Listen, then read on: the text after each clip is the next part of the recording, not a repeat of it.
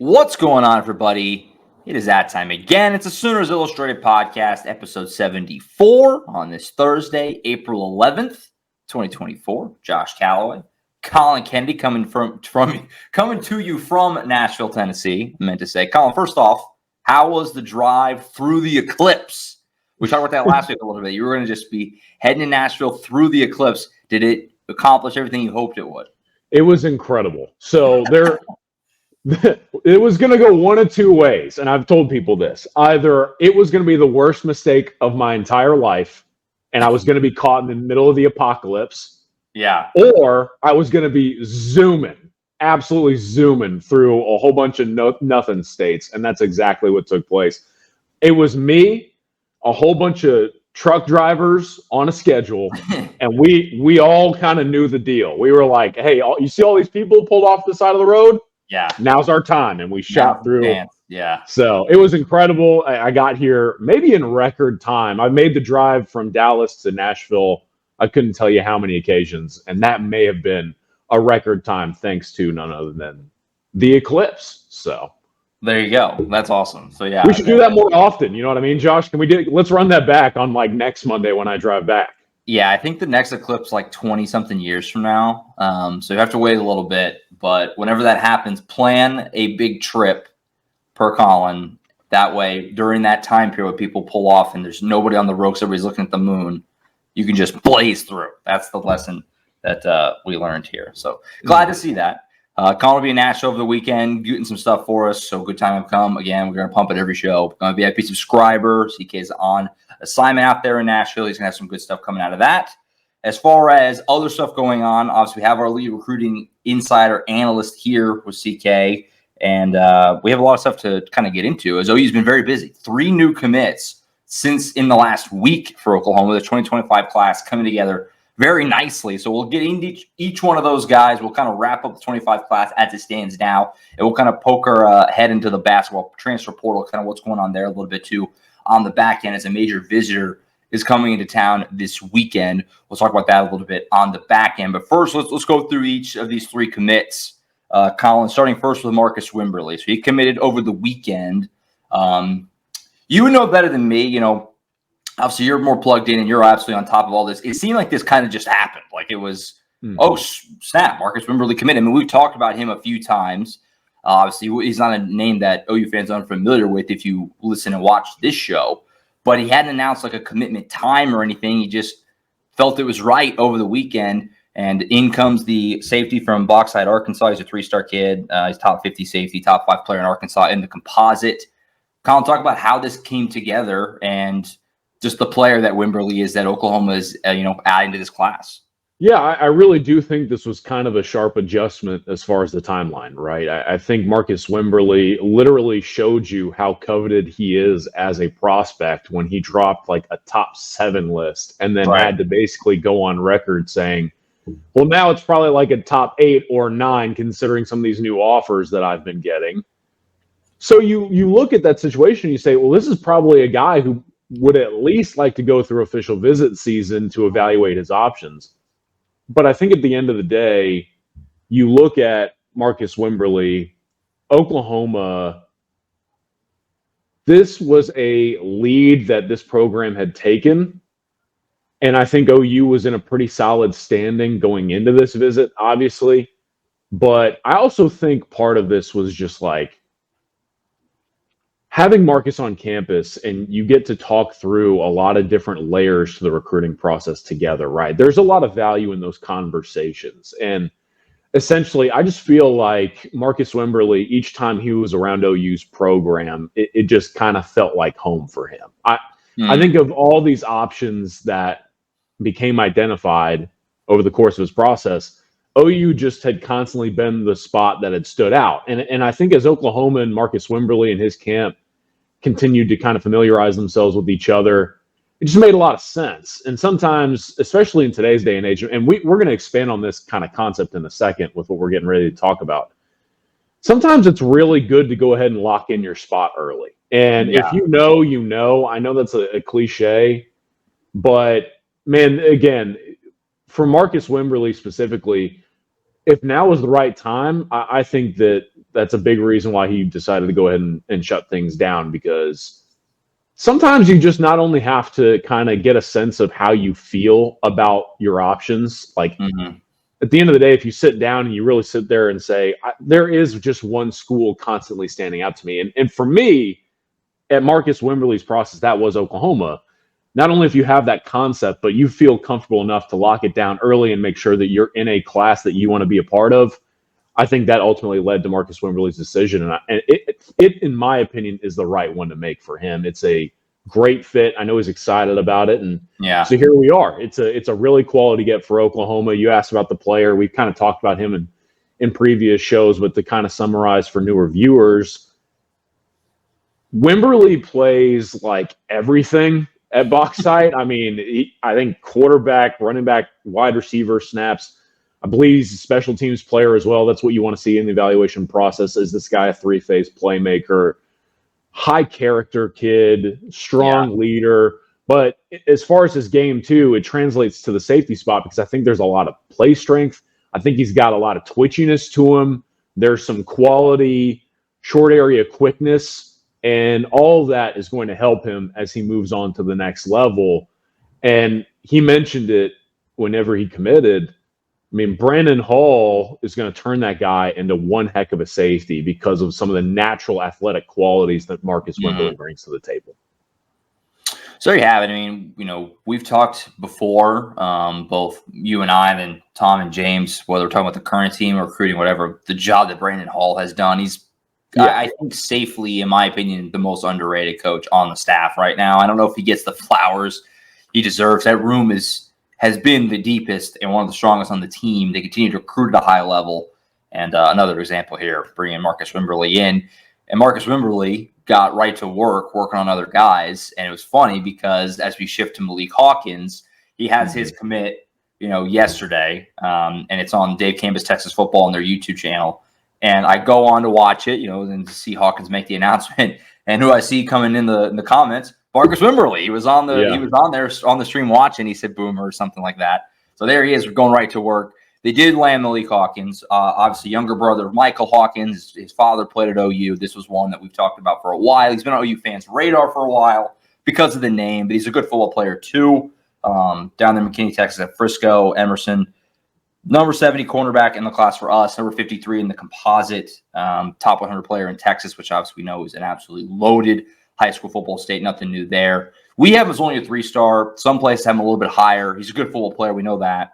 I guess kind of wrap up the final. We talked about Hawkins a few times, but kind of wrapping up here now, they actually officially have him in, what it means to lock him down and have that Hawkins brother duo, coming up here on the team in the near future.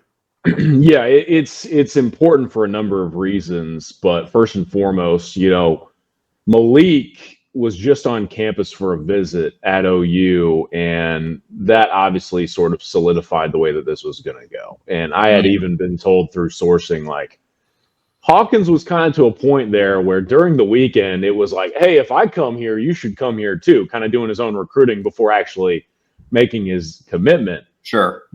But that's a big part of this, is getting Hawkins. One layer to the equation is he is a strong, well-connected individual in the Dallas-Fort Worth Metroplex. He's going to be a very quality recruiter for this Oklahoma class. The player himself, he mentioned it when we sat down to do his commit interview that's on Sooners Illustrated. The guy can play corner, safety, cheetah. There's versatility in his game. He excels in press coverage, bump and run. He's not uncomfortable in those settings, which for a younger player can maybe not always be the case. And so that stands out in his game.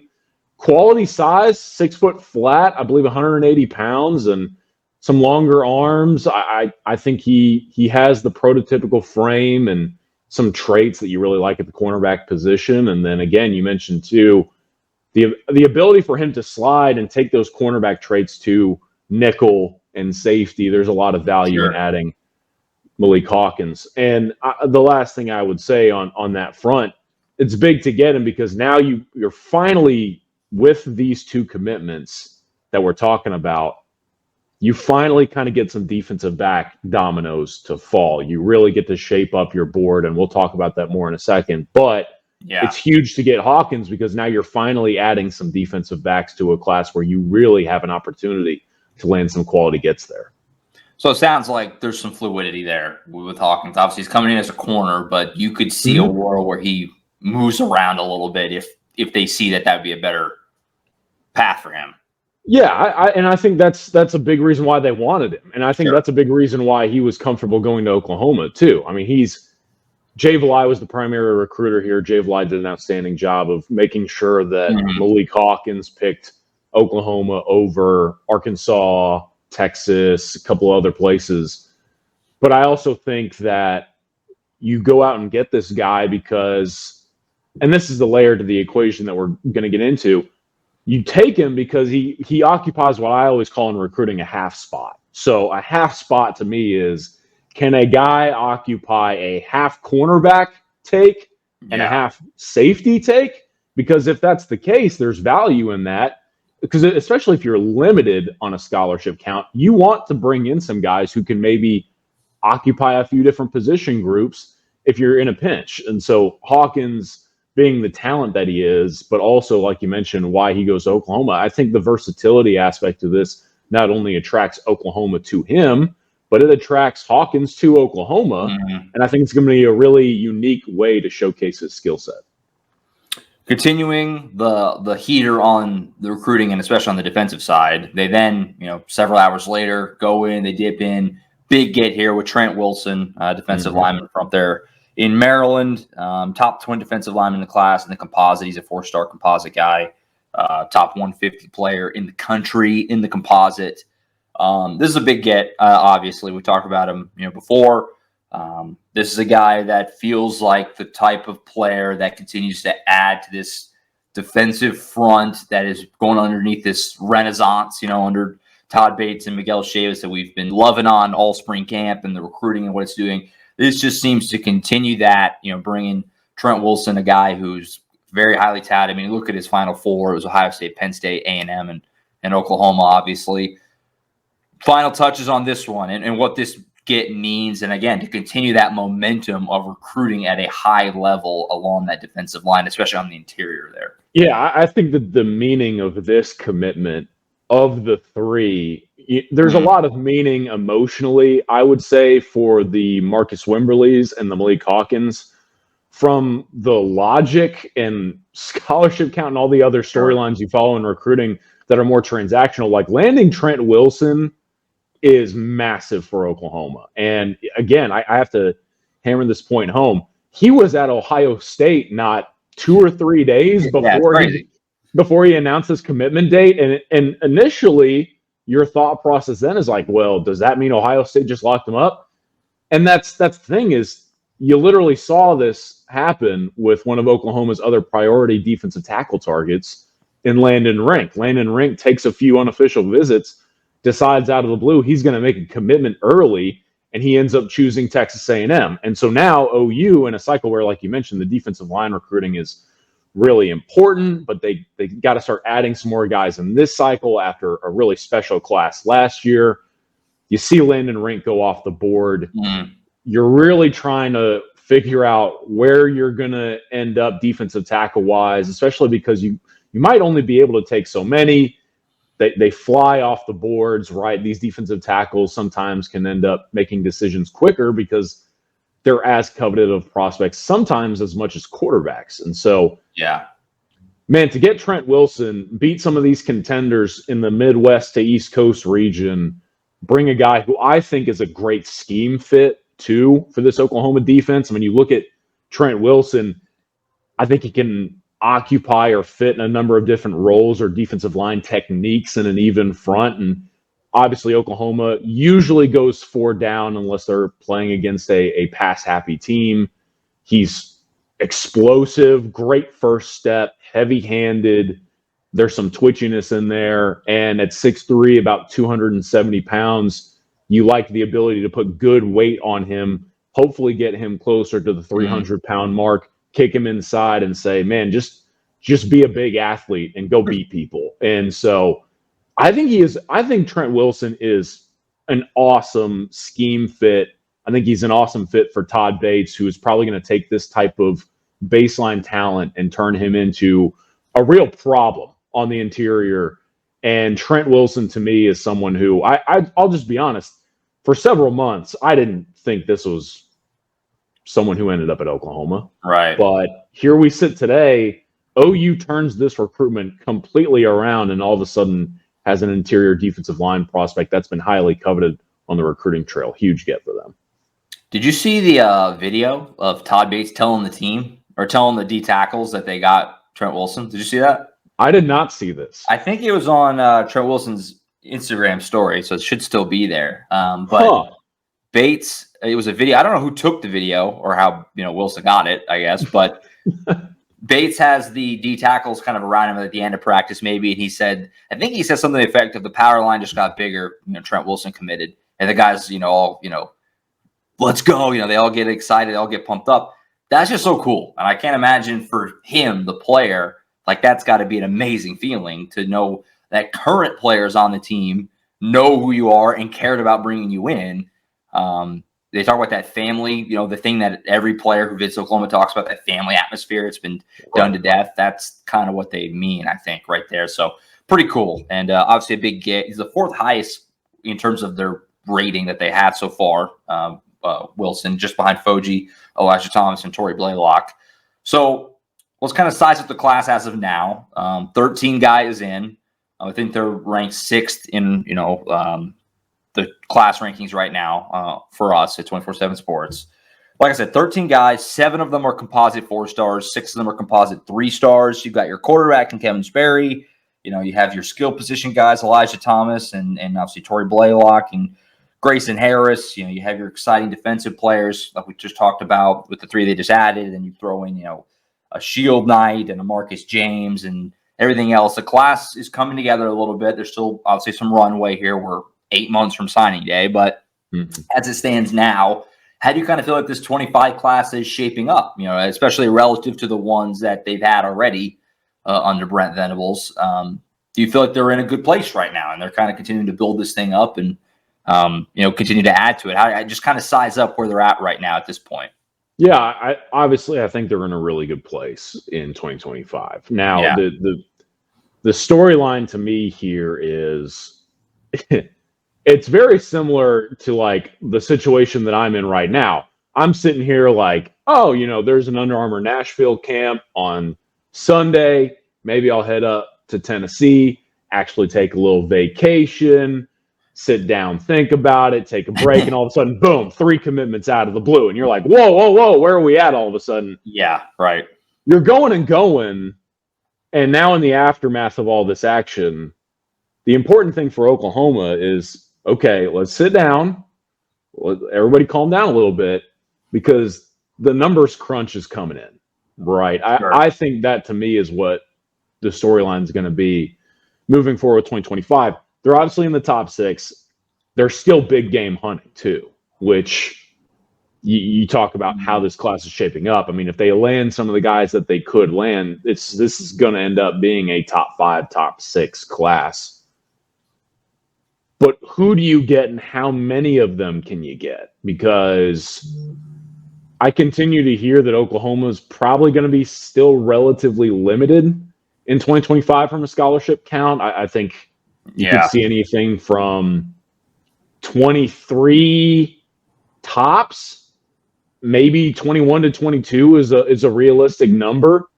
And if you really stretch it, you make some changes or adjustments, maybe they can get to 24. But I kind of think that 23 is the ceiling that Oklahoma is currently looking at. Now, obviously, the spring transfer portal window is coming up. You never know, how that impacts things. But I think for OU, you add Marcus Wimberly and Malik Hawkins, right? Mm-hmm. Great gets. But now you really got to be selective on who you take, because I kind of think that you bring in Malik Hawkins, he occupies that half spot that I was talking about. Well, if those are 2 of, let's say, the 5 spots that you can allocate towards defensive backs, so safeties and corners and nickels or whatever. Okay, who might you have to tell no?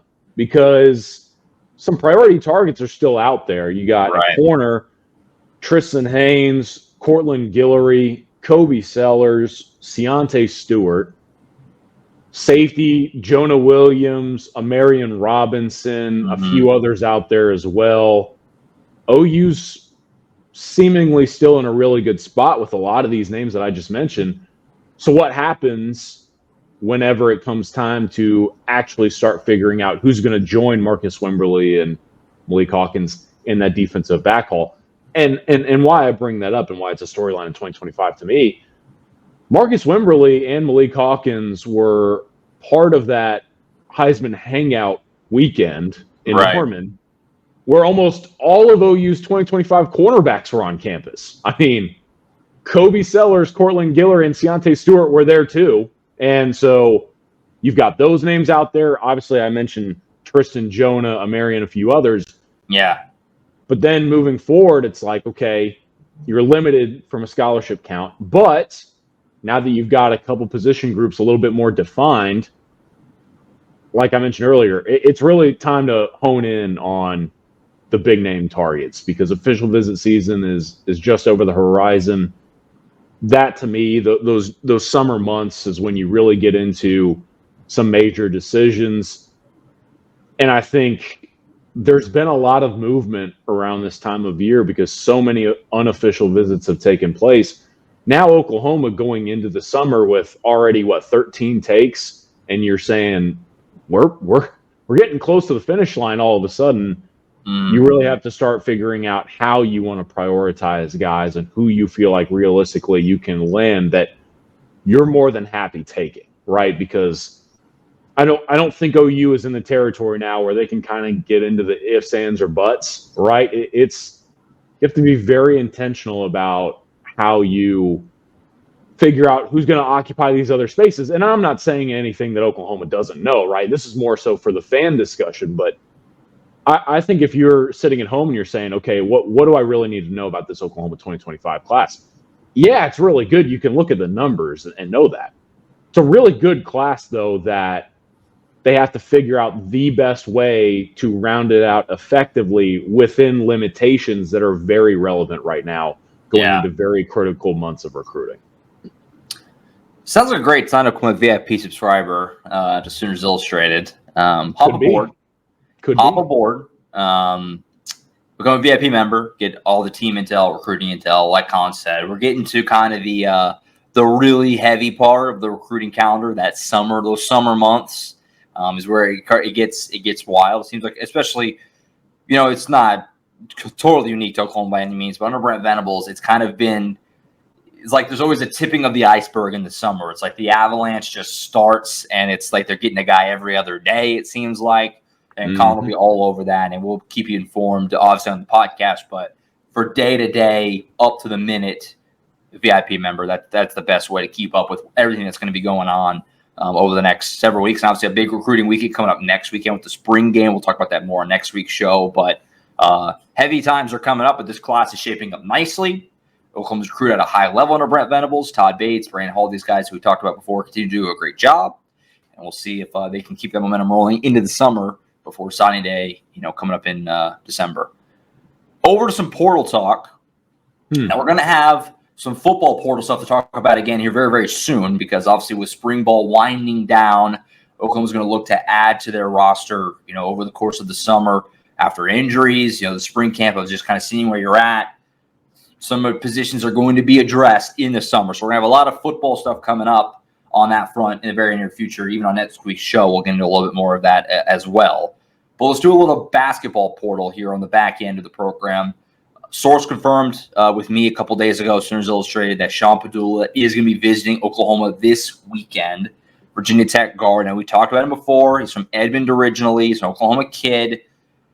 Oklahoma has no guards. And we talked about that a little bit. Milo Suzan, portal. Jaden McCullum, portal. Ortega Owa, portal. Ovaldo Suarez graduated. Latrey Darthur graduated. Max Klonchek graduated. That's all the guards who played, really this season. You are bringing Caden Cooper back, but obviously his playing time was sparing. He didn't really get in there very much at all, obviously, especially in Big 12 play. So you don't have any guards and you especially don't have any guards that have any real experience on this team right now. Sean Pedulla is that. He checks that box. He's played 3 seasons in the ACC where he played basically every game, or I think pretty close to every game. The Hokies played 30-plus games every year there with the Hokies. Last year, over 16 points per game, 4 rebounds, 4.5 assists. Just a really good, solid guard player that you will absolutely be a plug-in starter if you can bring him in.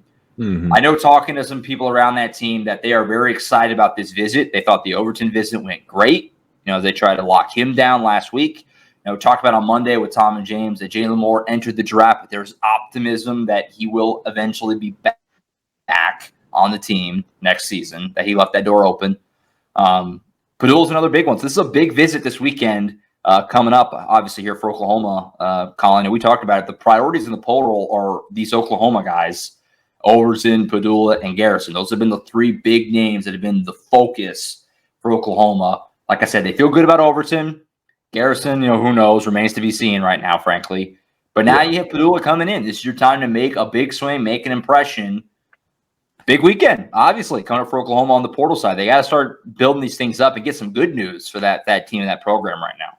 Man, I really do believe that in a world where Brandon Garrison isn't a thing, Sean Pedulla might be priority 1 for Oklahoma basketball in the transfer portal. I think this is the guy that they really want to occupy one of those guard spots that you mentioned.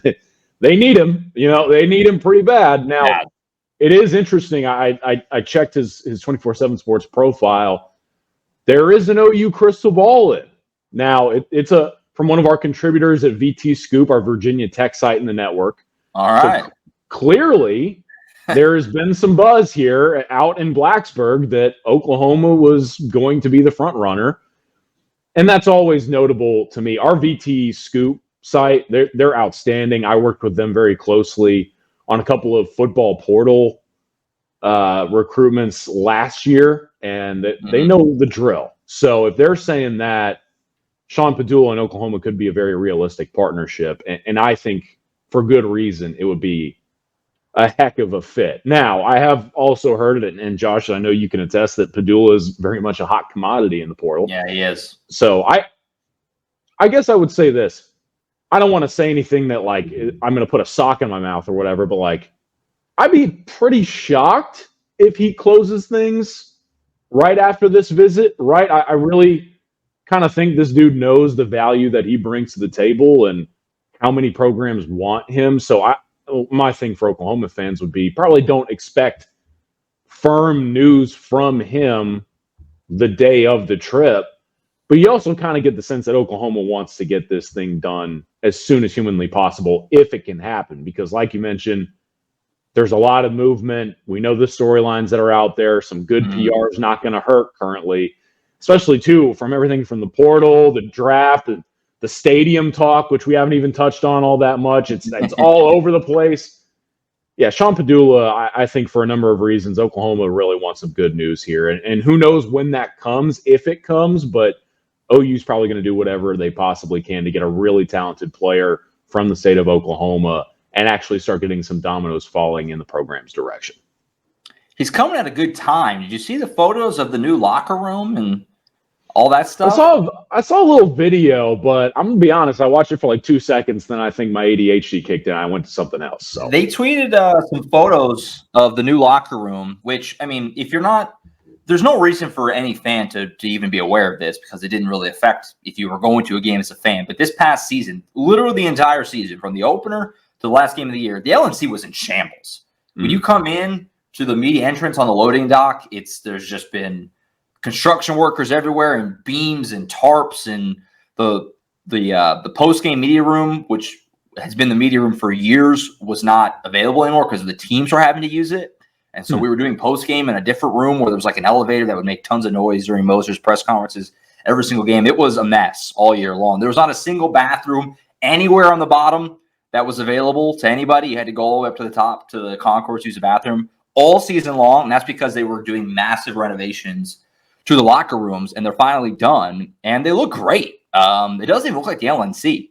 Like, you look at the photos, you're like, where is that? That's the LNC. Like, that looks like a totally different place. So the arena is still what it is, but they have beefed up the facilities. The practice facility, the Blake Griffin Center is fantastic. And they're doing a great job with the locker. I recommend everybody go check out the photos. It looks great. It looks really good. So they got that done at a good time before Sean comes into town this weekend, because that looks really good. So the actual arena itself is kind of like we said. It is what it is. They need a new one. Oklahoma knows it. Porter Moser knows it. But they've done a good job, at least, kind of slapping some Band-Aids on the current state of things to kind of keep up with the times, at least for now. Because, I mean, even if you got a new arena approved today, it's going to be a few years, right, before it's actually built, and Right. you get it up and everything. You're playing in it. So, nice. So, we'll see how that goes. So, we'll be sure to let you know how that's going as best we can, obviously, with the portal stuff. And like we said, still waiting for that first good piece of news to drop. It's been all bad so far. But I think they're getting closer to some good news. We'll find out soon. So, big visit coming this weekend for OU Hoops. I think that's it for now. Collin, have a good weekend in Nashville. We'll catch up with you next week before the spring game. It's crazy. The spring is already kind of wrapping up here. We'll have some final thoughts on that spring game visitor list and anything else happening between now and then on next week's program. Of course, Tom, James, and I will preview the spring game in full on the Monday show. We'll kind of dive into everything we're watching for going into it. And then obviously full boots on the ground, all day coverage from Norman next Saturday for the spring game. So fun times are coming up, and we'll talk to you then, man. Sounds good to me. It's crazy how much is going on, but yet at the same time, we're winding down in spring camp and everything like that.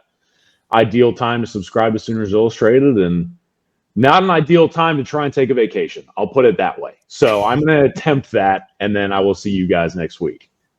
Absolutely. Diamond Sports are are getting into the home stretch. It's a wild time. It's a fun time to come aboard as Sooners Illustrated. So we'll catch you guys then. We'll see you back here on Monday, Collin on Thursday.